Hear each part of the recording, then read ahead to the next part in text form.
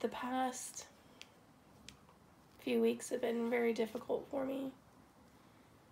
Although I have lost weight, I have been feeling very stressed and hard on myself. And I don't want to say depressed isn't the word, just weighed down by burdens that I've placed back on my shoulders. I am living in the past again about the things that I should have done and didn't do. And it is becoming quite a heavy albatross around my neck. I've lost sight of why I started this, what motivated me so strongly.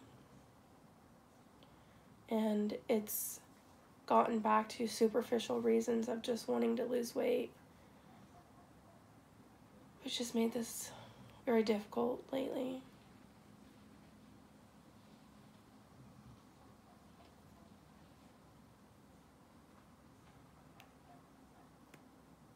Yes? Talk about how you keep choosing based on the past, not the future you want. Your choices now, Well, yeah. which is why you keep eating like shit. Because you choose what you want now because you feel guilty about the past, or ashamed, or overwhelmed, or whatever. Talk to it. About playing the victim, that by living in the past terribleness, I am, self-fulfilling prophecy. I already know the future because I've already decided what's going to happen, so I act as if that is the future. And so then when the future happens, I'm pissed it happened, but it's a self-fulfilling prophecy. I've been living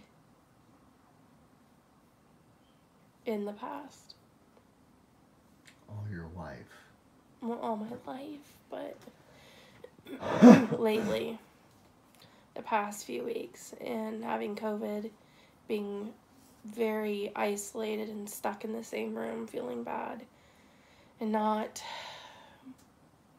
seeing the physical changes that I expected, have brought this to the forefront. This video seems like a hostage video. Here's my last words to the world.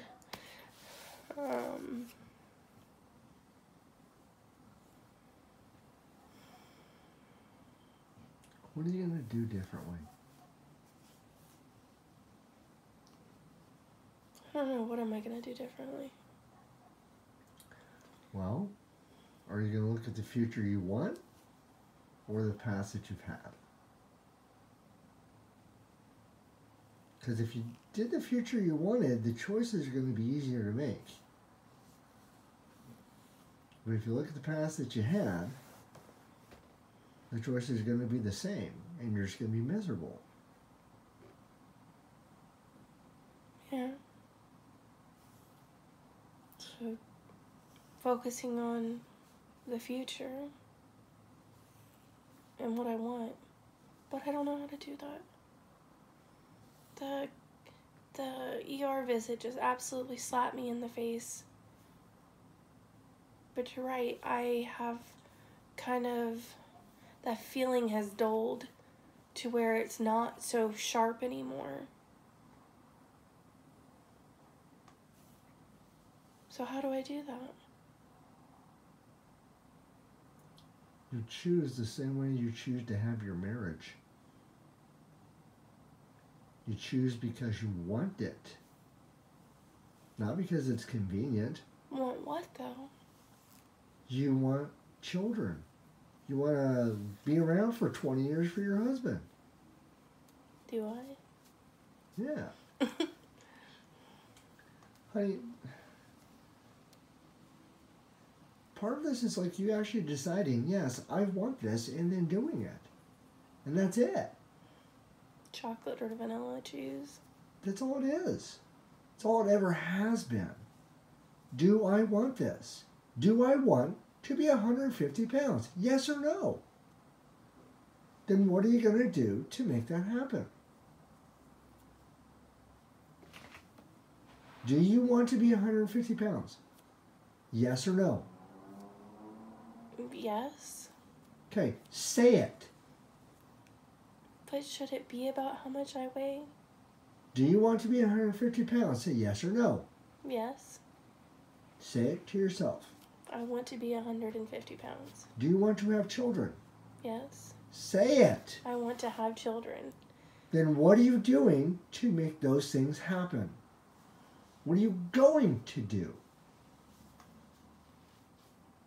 Keep putting one foot in front of the other. That's right. That's all it ever is for anyone. Is you're showing people that it's not easy, except in the sense that you decide what you want, and you write it down, and you speak to it, and you think about it, and then your actions are what you want. Even if you're not seeing results, even if like there's other things in the way, what do I want? And if you lose track of that, just say, do I want to be 150 pounds? Yes. Okay, I'm not going to order Aslan. I'm going to eat the steak that I don't want because I want something else more. Right? Right. So that's the big question for you. Do you want something now? Remember the 5-year-old test of future reward? Do I want the jelly bean now? Or do I want 3 jelly beans? It was a marshmallow, I think. Sure, a marshmallow. So you're saying that I'm like a 5-year-old, a bad 5-year-old. I can't even wait to get the 2 marshmallows because I'm too impatient, and so I eat the 1 marshmallow when I could have gotten double the rewards down the road. Absolutely. And if you're patient and get the double rewards, guess what? You get health in like that you haven't had in two decades, where you can go hiking for hours. You can take the dogs. You can carry your child. So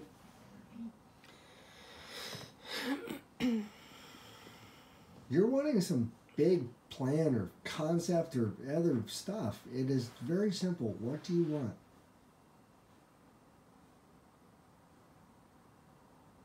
Do you want to stay married? You want to embitter your husband? I mean, I got the boyfriend on the side. You got a boyfriend on the side.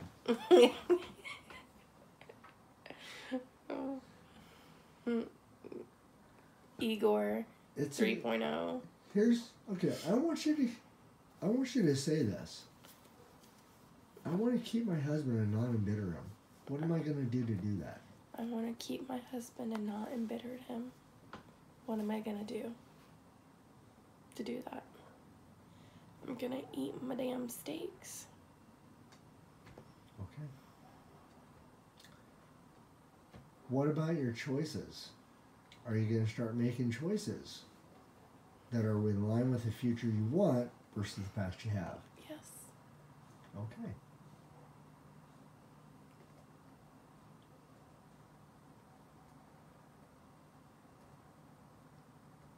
Let me ask you this.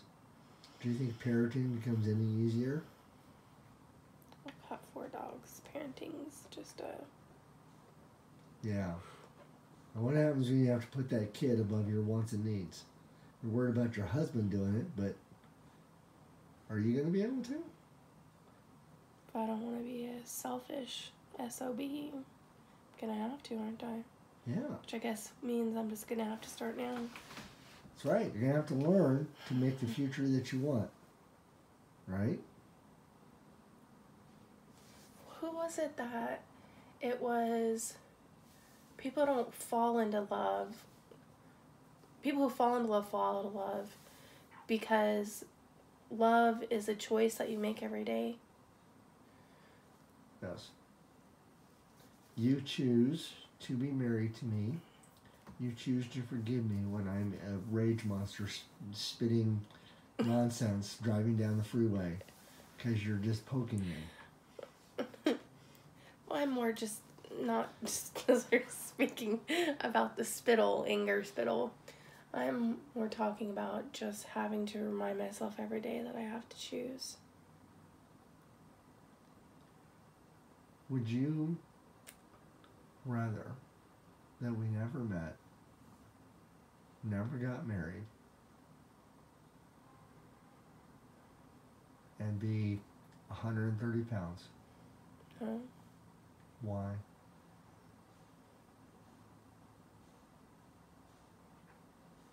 Because you're my right brain. Mm-hmm.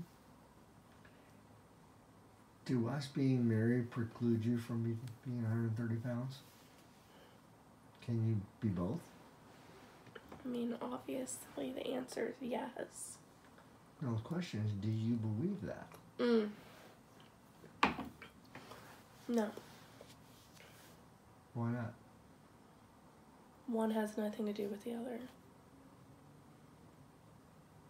It's the whole landmark thing.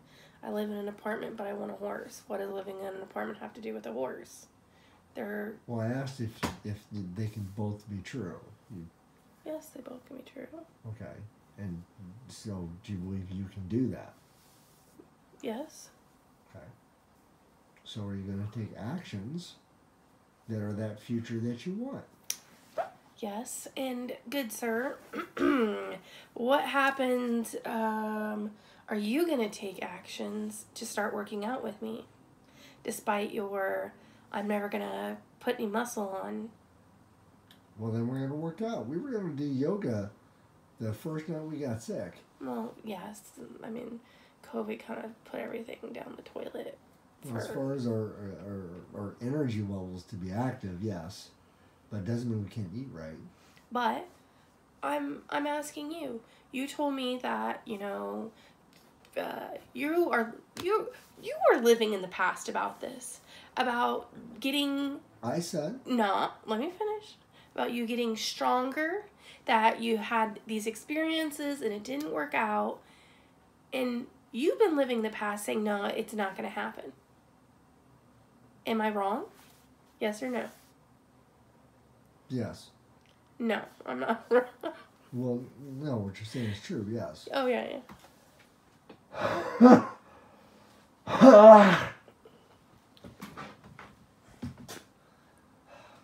I wish you not had done that. No one needed to hear that. You're going to edit that out. I didn't want to have to. You're going to edit all of me out. No, I wasn't. I was literally just going to upload this. Oh, really? Yeah, raw, whatever.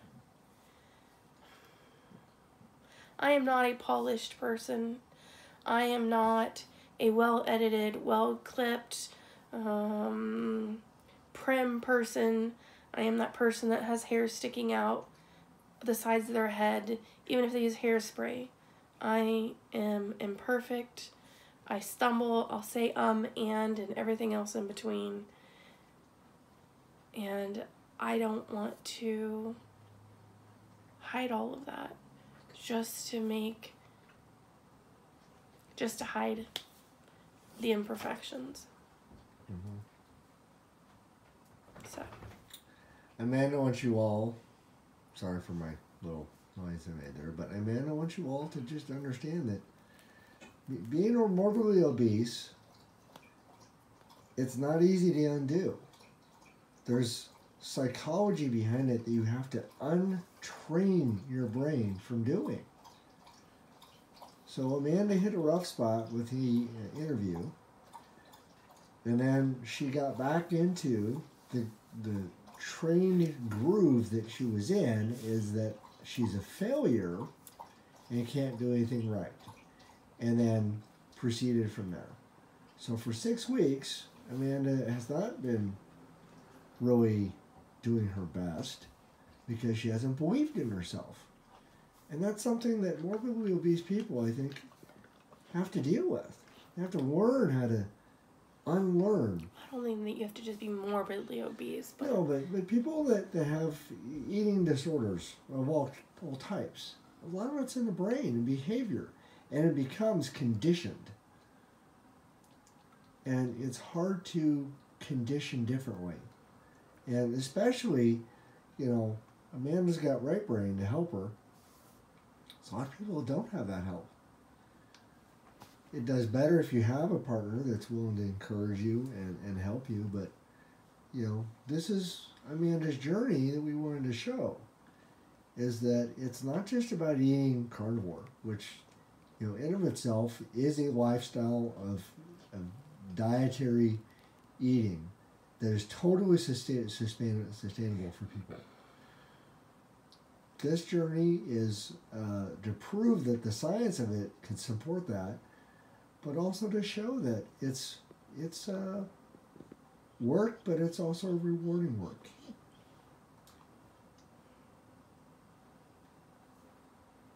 Okay? Mm-hmm. I love you. Thank you. Thank you for sitting down and talking and being real. What? I'm real? I thought I was imaginary. I'm gonna smack you.